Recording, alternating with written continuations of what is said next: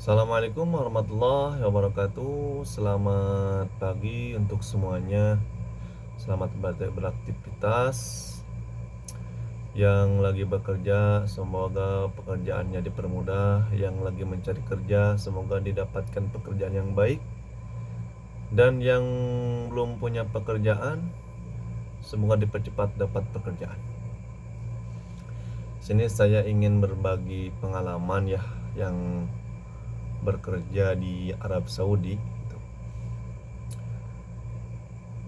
Untuk yang pengen kerja ke luar negeri, menurut saya ya, sepengalaman saya, kalau kita mau cari uang yang banyak, lebih baik cari pekerjaan yang gajinya besar.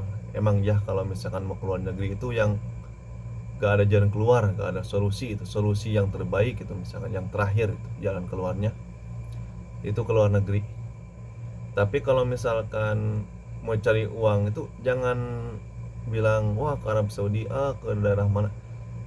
Lebih baik ke daerah negara Jepang, negara Korea, terus negara Korea Selatan ya, terus ke Finlandia, ke Amerika Serikat. Tapi kalau misalkan tidak ada rezekinya ke daerah situ, tapi ada rezekinya itu ke daerah Arab Saudi, yang pertama siapkanlah mental kalian. Soalnya gimana, pertama kan kalau daerah Arab Saudi itu pada sebutnya satu, beda cuaca cuman dua ya, seperti di Indonesia, tapi bedanya itu kalau misalkan di sini itu musim panasnya itu bisa mencapai lebih 45 derajat itu di siang hari. Terus ada musim dingin itu dinginnya itu bisa sampai lebih dari, kurang ya, 9 derajat Celcius, dingin banget. Tapi kalau misalkan ke daerah lain juga di Arab Saudi ada yang nggak terlalu dingin gitu ya kalau misal musim dingin. Tapi kalau misalkan musim panas, emang pasti panas, terlalu panas. Itu saya dengar dari orang lain, kalau misalkan di Arab Saudi itu kalau jalan-jalan ya di siang hari jarak 100 meter, katanya membawa telur disimpan di atas kepala itu bisa matang. Itu saya di Indonesia dengar, itu orang tua bilangnya gitu. Udah saya alami, emang benar itu. Maksudnya kalau matang sih enggak, tapi panasnya itu hebat gitu guys. Panas banget. Nanti saya sepil videonya, ada nih yang ini videonya. Ini video saya ketika mau beli nasi di Arab Saudi. Nah ini, jangan berani ke Arab Saudi tengah hari jalan-jalan di jalanan Arab Saudi. Sungguh panas guys, asli panas banget, gak bohong. uh.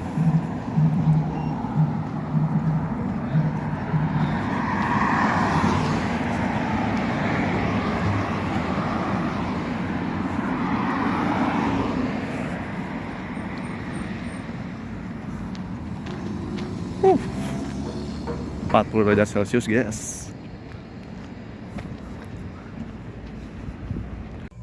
Nah itu guys, panas banget guys, asli saya nggak bohong. Tapi kalau misalkan kita nih ya udah kerja di Arab Saudi, yang pertama yang tadi saya sebutkan, siapkan mental. Terus ada lagi mental kesabaran yang harus apa namanya dikuatkan lagi kesabarannya. Soalnya gimana, adat di sini tuh beda sama di Indo. Bedanya itu gimana, kalau misalkan kita menunjuk, kalau di Indo itu paling kotor ya nunjuk itu pakai telunjuk. Kalau nunjuk gitu. Kalau di sini itu nunjuk itu pakai kaki ya. Nunjuk itu nunjuk barang ataupun gimana ya, itu pakai kaki. Tapi kita jangan marah, kalau di sini kan beda adatnya itu ya, beda adat ya. nunjuk pakai kaki itu menurut pandangan orang Arab, kaki itu sama dengan tangan gitu. Tapi kalau kita kan wah, kalau misalkan yang nunjuk pakai kaki itu serasa pengen gimana gitu ya, nggak sopan. Tapi kalau di sini nggak apa-apa gitu.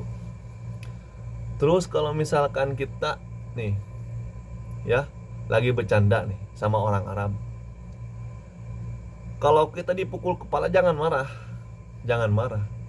Soalnya di sini mah adat gak apa-apa. Kalau misalkan pukul kepala apa gimana itu nggak apa-apa, nggak ada atau nggak disebut nggak sopan apa enggak. Justru kalau misalnya nggak sopan itu yang mukul pantat, itu sangat fatal sekali. Kalau misalkan kita ya, kalau di Indo ini juga kan nggak boleh ya kalau misalkan apa namanya bercanda gitu ke pantat ini gimana memukul, nggak boleh. Kalau di sini itu pukul pantat teman sendiri Arab Saudi, nggak ada toleransi. Dia akan langsung panggil polisi dan kita langsung dideportasi gitu.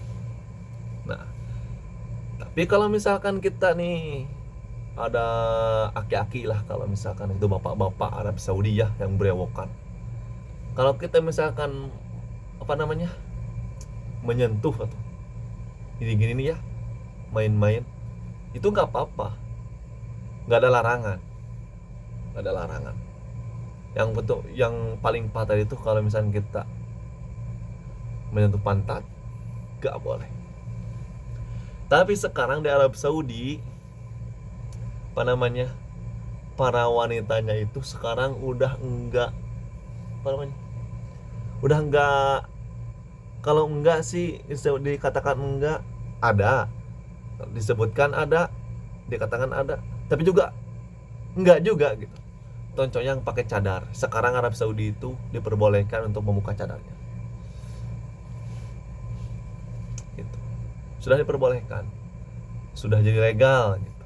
Yang apa namanya yang nggak pakai nikob cadar sekarang udah bisa. Dan sekarang juga banyak gitu yang anak-anak Arab Saudi ya, remaja-remajanya, pemudi-pemudinya itu yang nggak pakai kerudung atau pakai celana yang kalau dalam bahasa saya itu merecet, banyak gitu.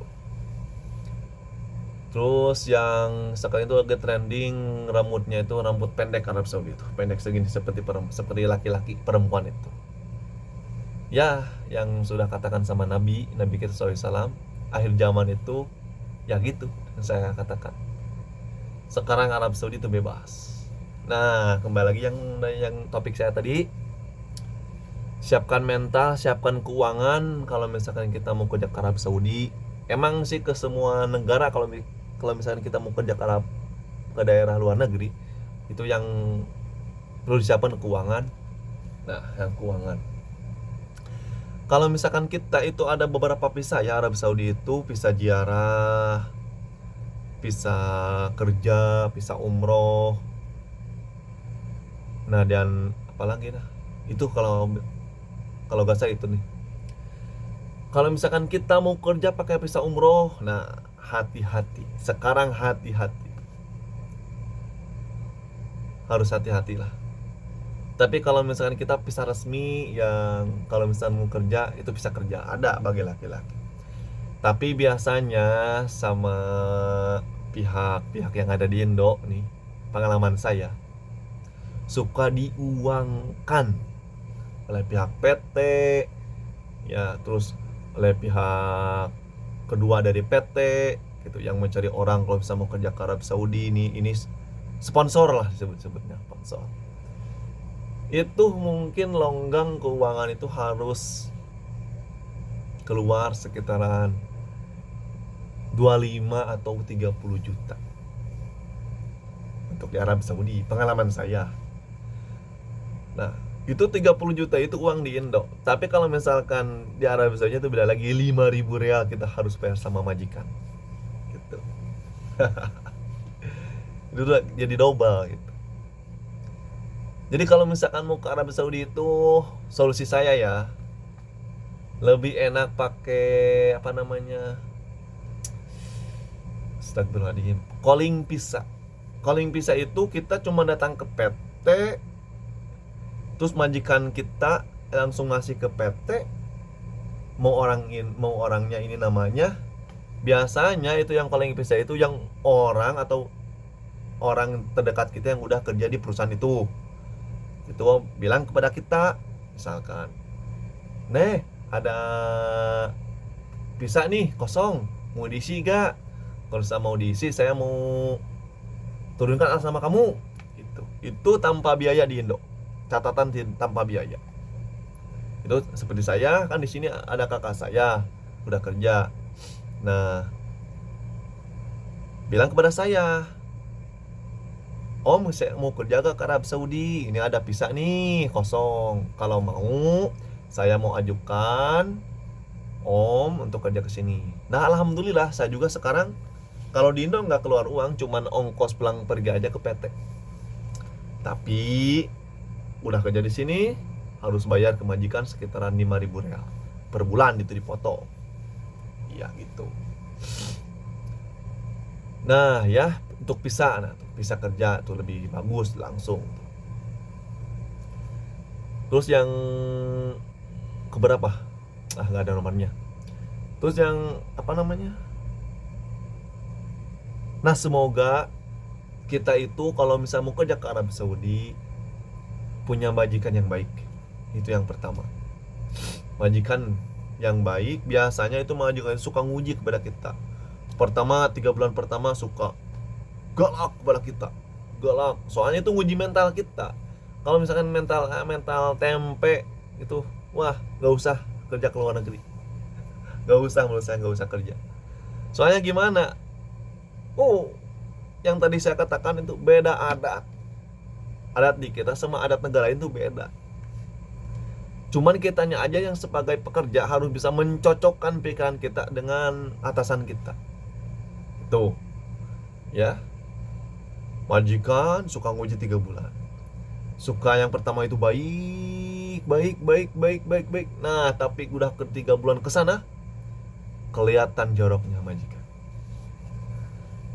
Kalau bisa kamu akan ditendang, akan disuruh seperti dijajah. Tapi menurut saya lebih enak yang pertama itu galak.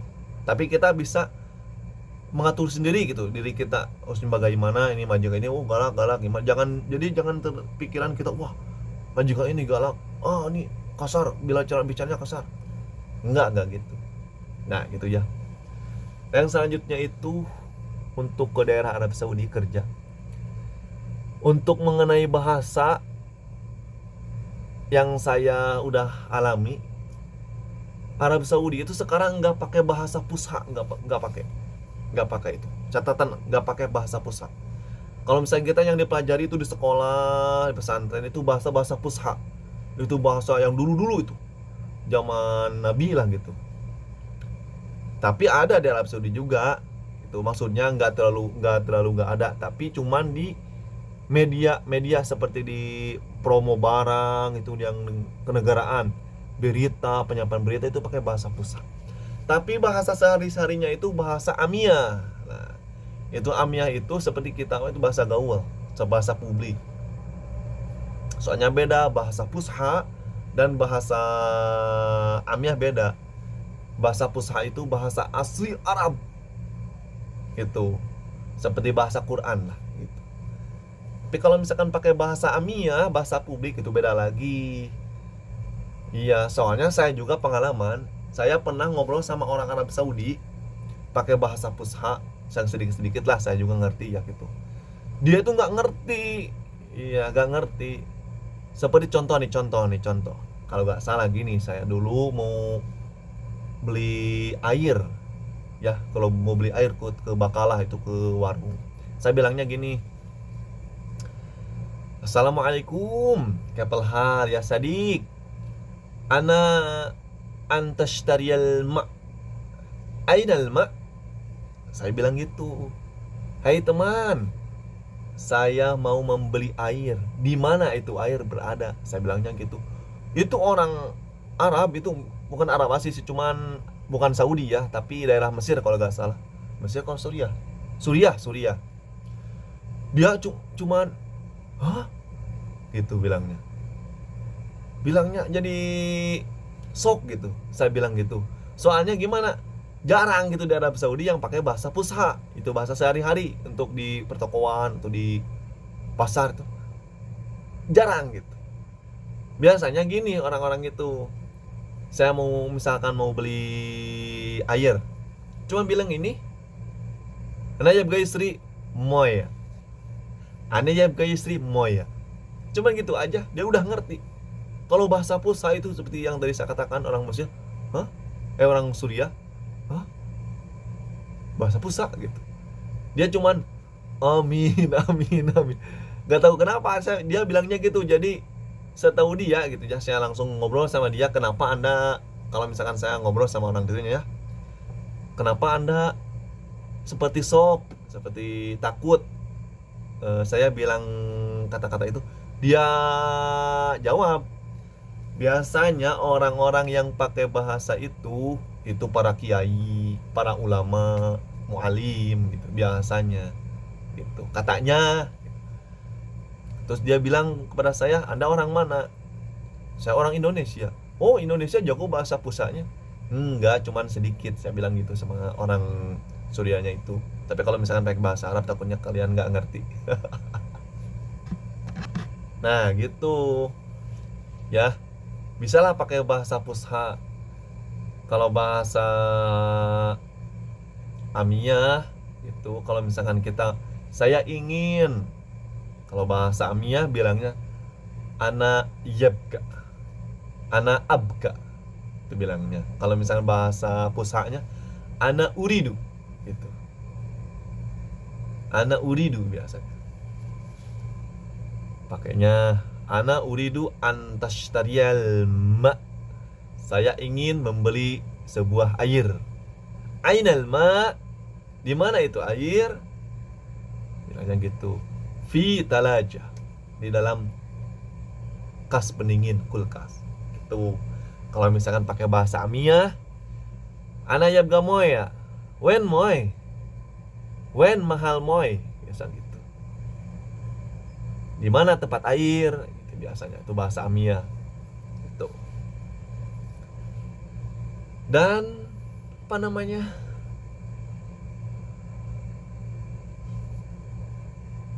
Adat istiadat, cuaca, majikan, bahasa. Dan yang terakhir yang harus dipersiapkan untuk pekerja yang mau kerja ke Arab Saudi itu apa namanya? Fisik kita. Fisik harus kuat. Soalnya di sini tuh kerjanya itu berat-berat, guys, berat-berat. Sumpah, saya nggak bohong, sumpah. Kerja dalam Saudi itu berat, ya. Apalagi kalau misalkan kita kerja di luar seperti bangunan, guys. Pertama cuacanya panas itu, guys. Kalau mental tempe gak akan bisa. Seperti saya nih, mental tempe, maksudnya mental tempe yang gak bisa kerja di luar, saya gak bisa.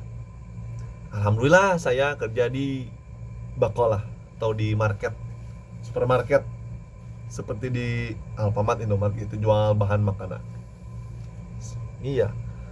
Dan kalau makan di sini itu, kalau misalkan orang Indo biasanya suka makan nasi ya. Tapi orang sini itu kebanyakan makan itu khobus, roti. Untuk makan pagi itu putur, itu biasanya makan roti samoli. Itu roti samoli itu roti ya, kalau misal pakai selai kacang atau apa namanya, keju solid, keju cair gitu biasa. Terus yang kedua itu makannya itu gada, itu makan siang. Nah itu nasi, tapi nasi biryani, itu lauk pauknya itu pakai ayam panggang, daging sapi panggang, biasanya maksuayat, terus daging kambing. Nah yang malam itu asya, ada yang makan nasi, ada yang makan roti, hubus kalau di Arab Saudi. Nah gitu guys yang bisa sampaikan. Mungkin untuk yang mau kerja bisa didengar itu apa namanya, kata-kata saya ya. Semoga yang kalau misalkan mau kerja ke Arab Saudi itu yang mendengarkan kata-kata saya biar dipersiapkan itu, didengarkan ya. Itu sepengalaman saya soalnya. Mudah-mudahan bermanfaat. Maaf kalau misalkan ada kata salah, soalnya kan saya ini belajar podcast pribadi ya. Mohon dimaafkan. Assalamualaikum warahmatullahi wabarakatuh.